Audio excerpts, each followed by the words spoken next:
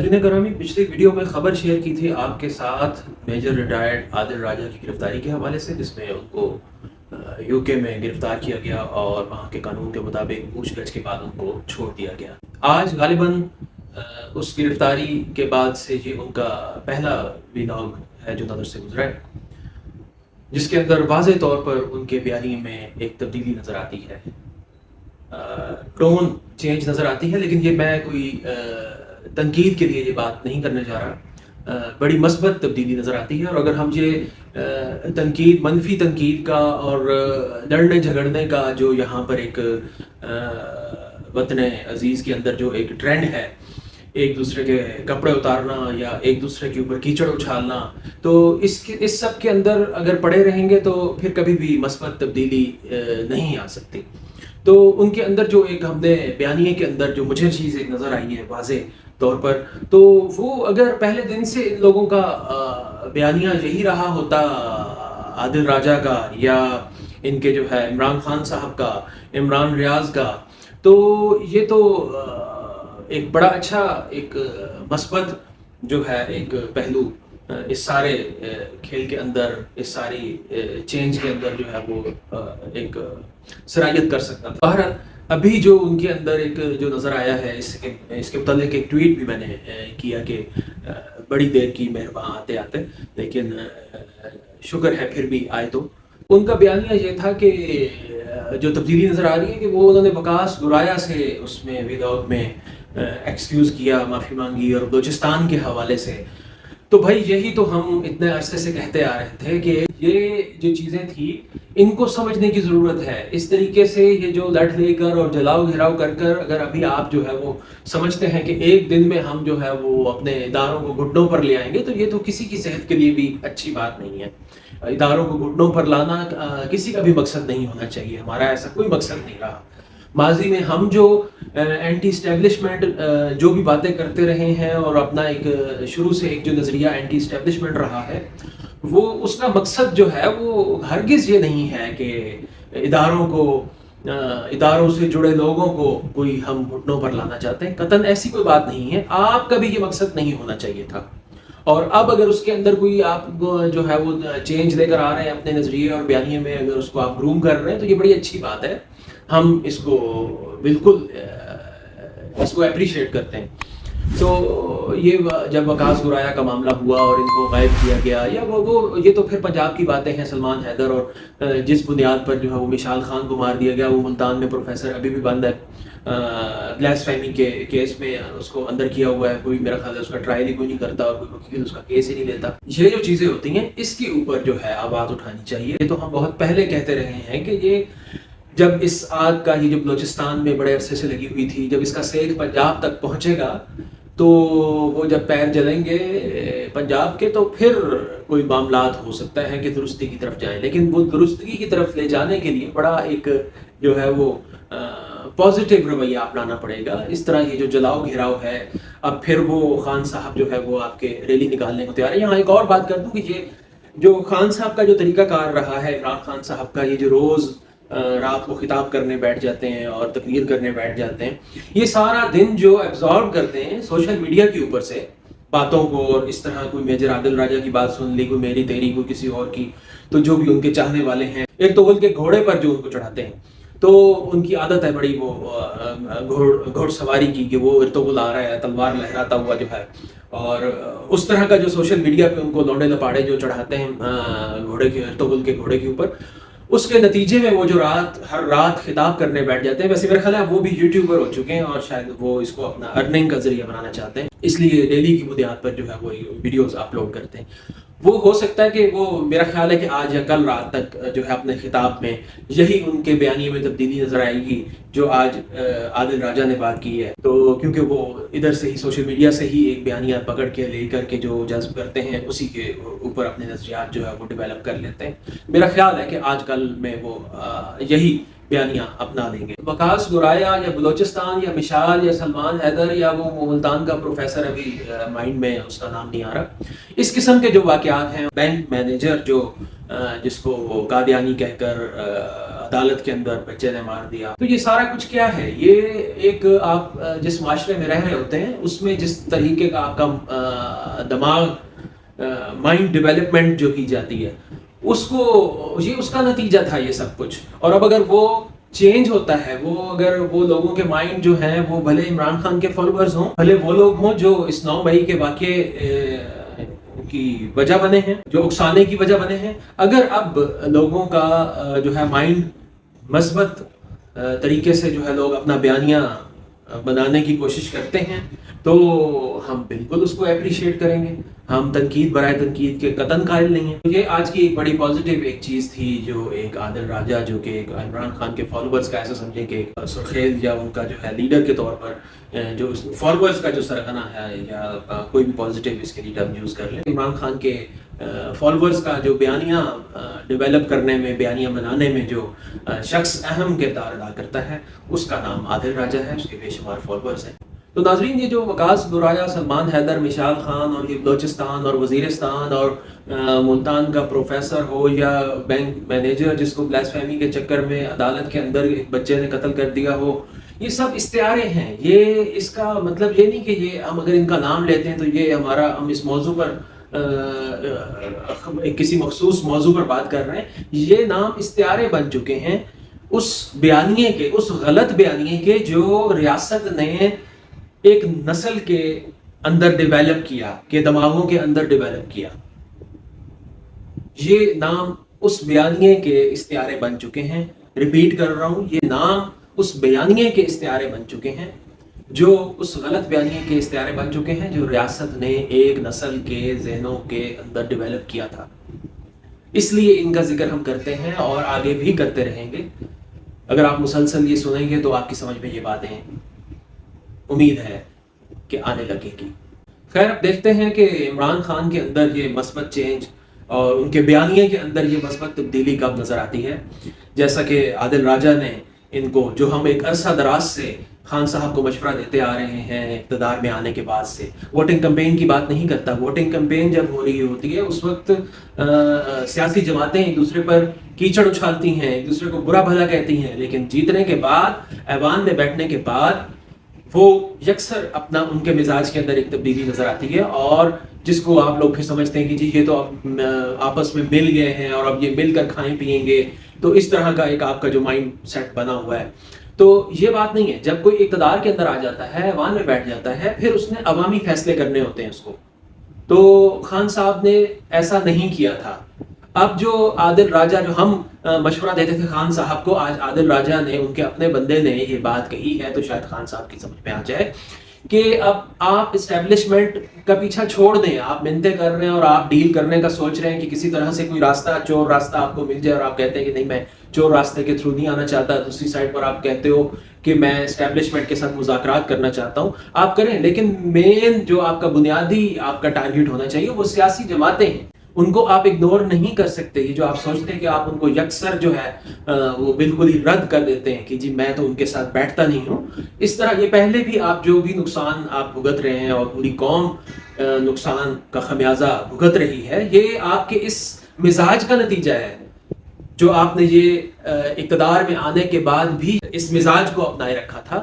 یہ اس کا نتیجہ ہے جو آج سب کے سب بھگت رہے ہیں. وہ زرداری صاحب اس کو انٹرویو میر صاحب کو، حامد میر صاحب کو انٹرویو دے رہے تھے، تو اس کے اندر بڑی پیاری بات ہے جس کو اب آپ کہیں گے کہ جی زرداری صاحب، اور پیاری بات وہ تو اس لیے کہ وہ آپ کا ایک، یہ آپ کا مائنڈ سیٹ کس نے بنایا کہ سیاست دانوں کے گربان پکڑ لو، یہ سب سے بڑے ڈاکو ہیں، یہ چور ہیں، ان کو سڑکوں پر گھسیٹ لو، ان کو سریعام پھانسی دے دو، ان کو لٹکا دو، ان کو ننگا کر دو. یہ بھائی، یہ بیانیہ آپ کا بنایا گیا ہے، آپ کا مائنڈ سیٹ بنایا گیا ہے. اس مائنڈ سیٹ کو بدلنا ہوگا، اس مائنڈ سیٹ کو آپ کو چینج کرنا ہوگا. ایسا نہیں ہے. کس کے اوپر آج تک کوئی عدالت میں ایسا کوئی جرم ثابت ہوا ہے؟ ہاں، کوئی عدالت کے اوپر کے اندر ایسا کوئی جرم ثابت ہوگا، عدالت کسی کو سب سے بڑا ڈاکو قرار دے گی، ہم مانیں گے. لیکن حقیقت یہ ہے کہ یہ سب فکشنل باتیں ہیں. یہ ان کا حقیقت سے کوئی تعلق اس لیے نہیں ہے کہ یہ آج تک آپ کی معتبر عدالتوں کے اندر یہ چیزیں ثابت نہیں ہوئی. تو زرداری صاحب نے حامد میر کو انٹرویو دیتے ہوئے ایک بات کہی تھی کہ میں نے جمالیوں کے پیروں کو ہاتھ لگایا جب میں پریزیڈنٹ تھا، اور میں اس طریقے سے جو ہے وہ میں ہاتھ جوڑ کر، میں پیروں کو ہاتھ لگا کر جو ہے وہ میں اپنی ایک پیج پر سب کو لانے کی کوشش کرتا ہوں جو ان کے کہنے کا مقصد تھا. اور ساتھ ہی کیونکہ وہ ایک جاگیردارانہ مائنڈ سیٹ ہے تو اس کے تحت انہوں نے یہ بھی کہا کہ وہ کوئی چھوٹے موٹے، ان کی نظر میں ان کے سامنے جمالی جو ہے وہ چھوٹے زمیندار ہیں، اور انہوں نے کہا کہ وہ کوئی بگٹی لیول کے یا ان کے لیول کے، ظاہر ہے کہ ایک ہے مائنڈ سیٹ ہوتا ہے جاگیردار کا، تو وہ اس کی بھی عکاسی کر رہے تھے. لیکن اس کے باوجود انہوں نے کہا کیونکہ میں اس ٹائم پریزیڈنٹ تھا تو ایک پیج پر لانے کے لیے جو بھی اس وقت کیا مقصد تھا یا کیا اس وقت سینیریو چل رہا تھا، آئی ڈونٹ نو، بٹ جو بھی اس وقت ہو رہا تھا اس کے تحت انہوں نے، وہ اس وقت ایک جاگیردار زرداری نہیں تھا، وہ کوئی ڈاکو زرداری نہیں تھا، وہ ایک پارٹی کا لیڈر نہیں تھا. اس وقت وہ کہتے ہیں کہ جی میں پریزیڈنٹ تھا. تو جب وہ یہ ان کا جو ہے نا، ان کو ایسا نہیں کہا جاتا کہ وہ سیاست کا بادشاہ زرداری صاحب کو ایسے ہی نہیں کہہ دیا جاتا. یہی ان کا سیاسی رویہ ہے جو ان کا قد اونچا کرتا ہے، یہی ان کا سیاسی رویہ ہے جو ان کے قد کو بڑھا دیتا ہے. تو یہ خان صاحب، یہ سیکھنے کی چیزیں ہیں.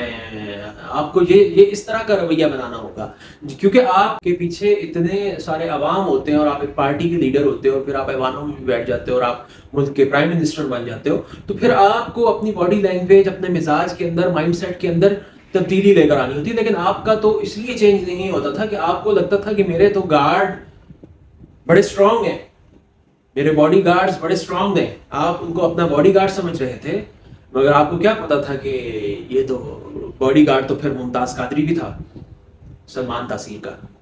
تو کیا نتیجہ نکلا.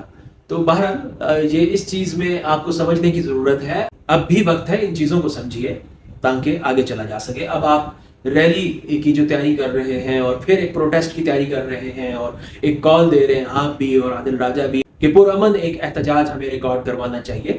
تو آپ لوگ یہ ابھی بھی یہ مت بھولیں کہ آپ کس سے مخاطب ہیں، جہاں پر خواندگی کا بھی کوئی لیول نہیں ہے. یہ جو آپ باہر ملکوں کے اندر دیکھتے ہیں، وہاں بیٹھ کر جو آپ چیز دیکھ رہے ہیں پرامن احتجاج، ان کے اندر اور ہمارے ملک کے اندر، ہمارے عوام کے اندر بڑا زمین آسمان کا فرق ہے. یہ بات کیوں نہیں سمجھتے آپ لوگ؟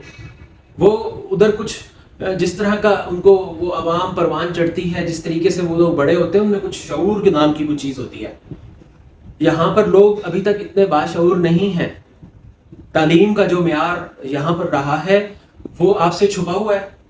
تو آپ یہاں پر پرامن احتجاج کی امید کیسے کر سکتے ہیں؟ آپ ان کو نکالیں گے، یہ پھر جلاؤ گھیراؤ کریں گے اور پھر اس کے ذمہ دار آپ لوگ ہوں گے. تو آپ ابھی ان کو احتجاج کی کال مت دیں اور آپ ان سے ریلیاں مت نکلوائیں. ان کو پہلے آپ ٹرین کریں. اگر آپ واقعی آپ پرامن احتجاج کروانا چاہتے ہیں تو پھر آپ پہلے ان کو ٹرین کریں. یہ جو آپ نے پہلے ان کی ٹریننگ کی ہے، اگر آپ وہ کر سکتے ہو تو آپ اس طرح مثبت وے میں بھی کر سکتے ہو.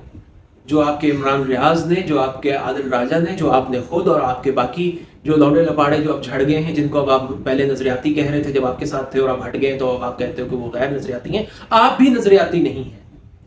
آپ جب تک نظریاتی نہیں ہوں گے، آپ ایک جگہ پر اپنا سٹینڈ، آپ یو ٹرن مشہور ہو گئے خان صاحب؟ آپ اس لیے ہو گئے کہ آپ کا کوئی نظریہ ہی نہیں ہے. جب کوئی سچ ہوتا ہے تو آدمی اس کے اوپر ہمیشہ کھڑا رہتا ہے، پھر اس کو یو ٹرن نہیں لینا پڑتا. آپ کو اس لیے لینا پڑتا ہے کہ آپ کا اپنا ذاتی نظریہ ہی کوئی اس حوالے سے نہیں ہے. ریاست کو لے کر کے، قوم کو لے کر کے ہو سکتا ہے آپ کی کوئی پازیٹیو آپ کی سوچیں ہو سکتی ہیں، لیکن آپ ایک سوچ، ایک بیانیہ، ایک نظریہ، ان چیزوں میں فرق کو سمجھیں. آپ نے نظریے کا کچھ دن پہلے ذکر کیا کہ جی اب وہ جو لوگ چلے گئے ہیں، اب مجھے پتہ چل گیا ہے اور وہ غیر نظریاتی ہیں اور ہم نظریاتی اور نظریات چھانٹی ہو گئی ہے نظریے والوں میں اور غیر نظریاتی لوگوں میں. ایسی بات نہیں ہے. آپ ابھی بھی غیر نظریاتی ہیں. آپ یہ بھی آپ کچھ عرصے بعد اس بات کو بھی آپ تسلیم کریں گے. وہ غلط بیانی ہیں جن کو آپ ایک عرصہ تک سپورٹ کرتے رہے ہیں.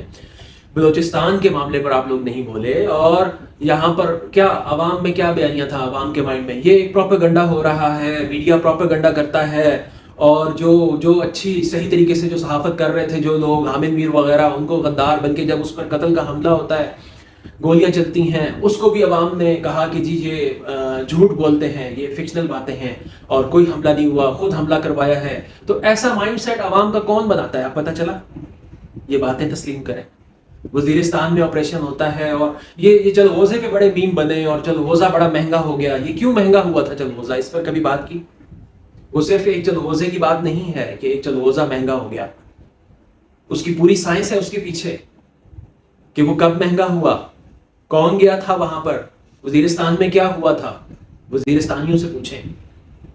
چھوڑیں میڈیا پر یقین نہ کریں، میڈیا بائزڈ ہے، میڈیا کوریج نہیں کرتا، لیکن وہ آپ کے ملک کا حصہ ہے نا، آپ کسی سے پوچھ سکتے ہیں. سوشل نیٹ ورکنگ پہ کسی وزیرستان والے سے دوستی کر لو، آن گراؤنڈ چلے جاؤ، یقین نہیں آتا جا کر دیکھ لو، پوچھ لو کہ کیا ہوتا ہے. ایسا تو نہیں ہوتا ایک سے قبضہ چھڑاؤ اور پھر خود قبضہ کر لو. تو سمجھ جائیں اس بات کو. اب اس کی میں تفصیل میں نہیں جانا چاہتا. بھائی عادل راجہ صاحب، اب یہ جو بھی آپ کا بیانیہ چینج ہوا ہے، خدا کرے کہ آپ اس پر ثابت قدم رہو، اور اگر آپ رہو گے تو پھر تو ہم ایک ہی دائرے کے اندر ہیں. اور عمران خان صاحب کو سمجھائیں، لیکن ان پر یقین کرنا، اعتبار کرنا بڑا مشکل ہے، کیونکہ وہ پل پل اپنے چیزوں سے بدل جاتے ہیں، کیونکہ وہ اپنا ایک نظریہ نہیں قائم کر سکتے اور اس پر ثابت قدم نہیں رہتے.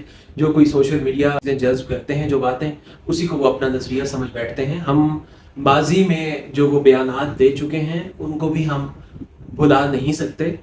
جو مائنڈ سیٹ آپ کا ملالہ کے حوالے سے اور اس کے اگینسٹ جو لوگ ہیں ان کے حوالے سے رہ چکا ہے، وہ بھی ہمیں یاد ہے، وہ ہم نہیں بھولے.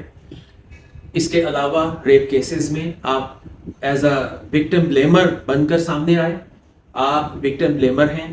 آپ نے خان صاحب، جب کسی بچی کا ریپ ہوتا ہے تو اس کے اندر جو ہے آپ وجہ قرار دیتے ہیں جینز کی پینٹ کو، ڈریسنگ کو، لباس کو.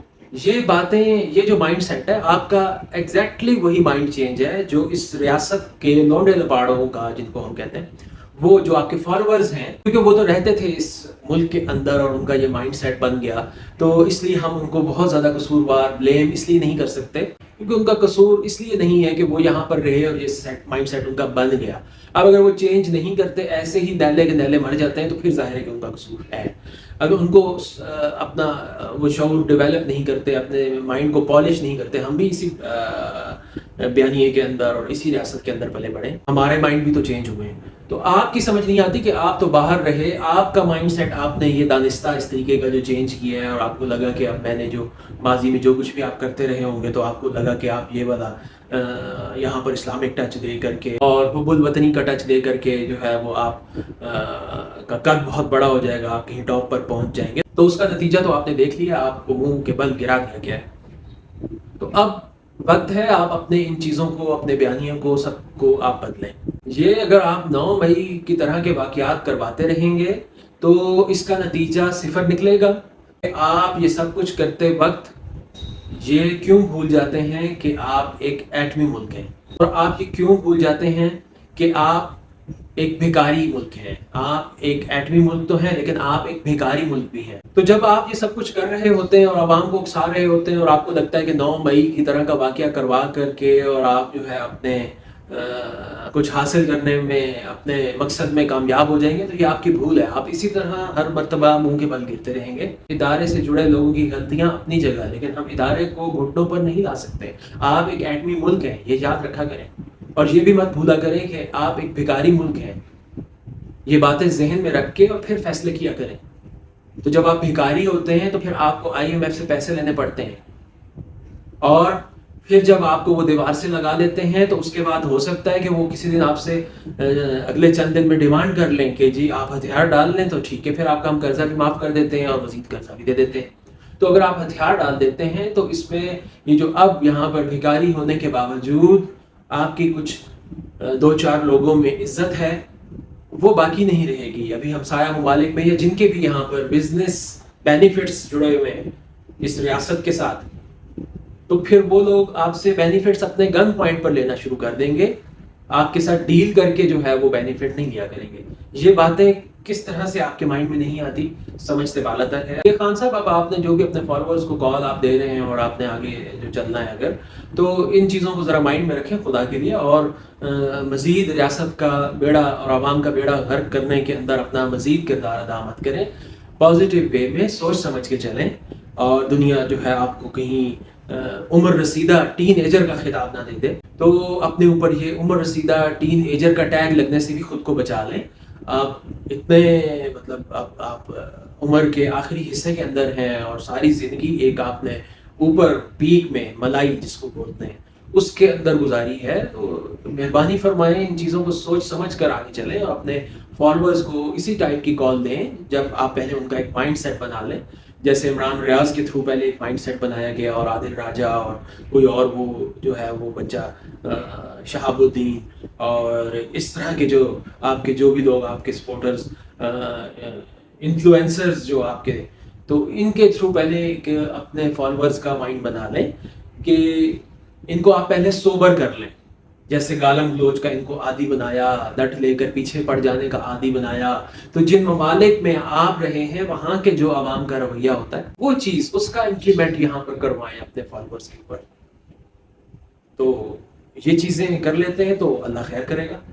ایٹ دی اینڈ ہمیں یہ بات نہیں بھولنی چاہیے کہ موج بڑھے یا آندھی آئے دیا جلائے رکھنا ہے. گھر کی خاطر 100 دکھ جھیلیں، گھر تو آخر اپنا ہے.